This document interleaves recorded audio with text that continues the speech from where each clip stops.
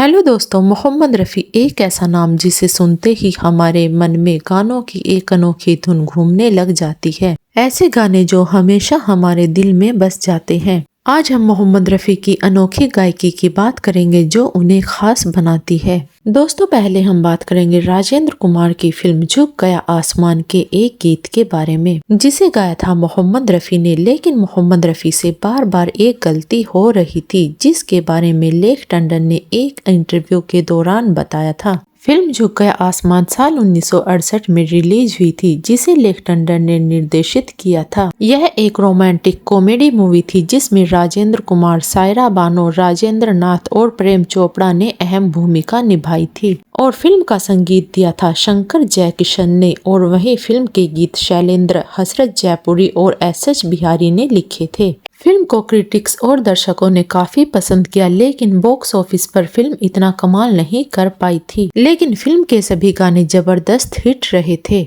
और इस फिल्म का एक मुख्य गीत था कौन है जो सपनों में आया, क्योंकि इसी गीत से इस फिल्म में एक ट्विस्ट आता है। इस गीत को राजेंद्र कुमार पर फिल्माया गया था, जो कि जीप चलाते हुए इस गीत को गाते हैं। दोस्तों, अब हम आपको बताते हैं इस गीत से जुड़ी एक गलती जिसे बार बार रफ़ी साहब किए जा रहे थे। बताया जाता है इस गीत की रिकॉर्डिंग के दौरान मोहम्मद रफ़ी साहब बार बार एक ही गलती किए जा रहे थे। शुरू में तो इस गलती को शंकर जयकिशन और लेख टंडन ने यह सोचा कि रफ़ी साहब कुछ अलग करना चाहते हैं, लेकिन फिर लेख टंडन को एहसास हुआ कि शायद मोहम्मद रफ़ी साहब कुछ भूल गए हैं, और उन्होंने रफ़ी साहब को रुकने का इशारा किया, जिसके बाद रफ़ी साहब रुक गए। और फिर लेख टंडन ने रफ़ी साहब को गाने के लिए कहा। इसके बाद लेख टंडन ने उन्हें फिर इशारा करके रोक दिया, और जब लेख टंडन ने ऐसा 2-3 बार किया कि रफ़ी साहब को गाने से रोका और फिर गाने के लिए कह दिया। इस पर रफ़ी साहब लेख टंडन के पास गए और पूछा, क्या कोई कमी लग रही है? इस पर लेख टंडन ने कहा, आप बहुत अच्छा गा रहे हैं,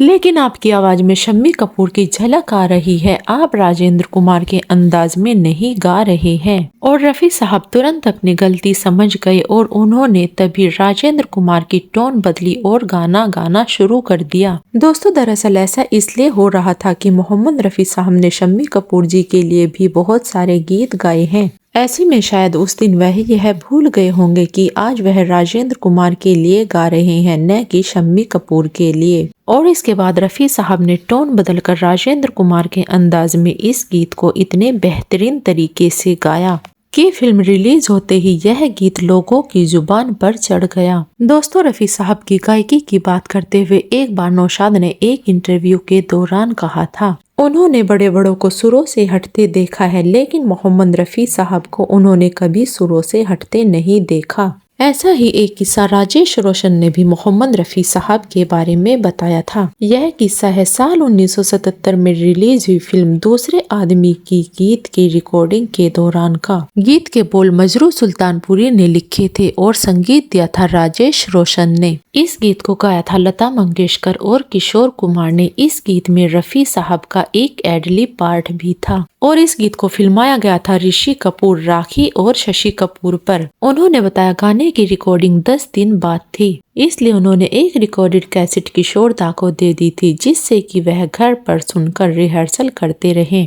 और उन्होंने एक कैसेट रफ़ी साहब को देनी चाहिए, और उन्होंने कहा, रफ़ी अंकल ये लीजिए कैसेट, जिससे कि आप रिहर्सल कर सकें। इस पर रफ़ी साहब ने मुस्कुराते हुए कहा, बेटा मैं रिहर्सल के लिए कैसेट का इस्तेमाल नहीं करता। इस पर राकेश रोशन ने कहा, अंकल रिकॉर्डिंग 10 दिन बाद है, और अगर आप कैसेट का यूज नहीं करेंगे तो आपको कैसे याद रहेगा। और राकेश रोशन बताते हैं, रिकॉर्डिंग से ठीक एक दिन पहले उन्हें कुछ समझ नहीं आ रहा था कि किसे क्या गाना है, और इसके लिए वह बहुत परेशान थे। राजेश रोशन कहते हैं, 10 दिन निकल गए, मुझे खुद भी याद नहीं क्या गाना है, और कैसेट लगाओ भाई क्या गाना है, कल रिकॉर्डिंग है। और अगले दिन रफ़ी साहब आए और रिकॉर्डिंग शुरू हुई। एक तरफ किशोर कुमार और एक तरफ लता मंगेशकर, और बीच में रफ़ी साहब खड़े थे। और वह बताते हैं, 10 दिन बाद रफ़ी साहब माइक पर आकर रिकॉर्डिंग कर रहे हैं, और एक बार न इधर और न एक बार उधर, और न एक सुर इधर और न एक सुर उधर, इसको कहते हैं रफ़ी साहब। और यह सब बताते हुए राकेश रोशन जी की आंखें नम हो गई थी। दोस्तों अब आपको बताते चले कि वह गीत कौन सा है। दोस्तों ये गीत है फिल्म दूसरे आदमी का, जिसके बोल हैं चल कहीं दूर निकल जाएं। दोस्तों आपको रफी साहब से जुड़ा यह किस्सा कैसा लगा हमें कमेंट में जरूर बताएं।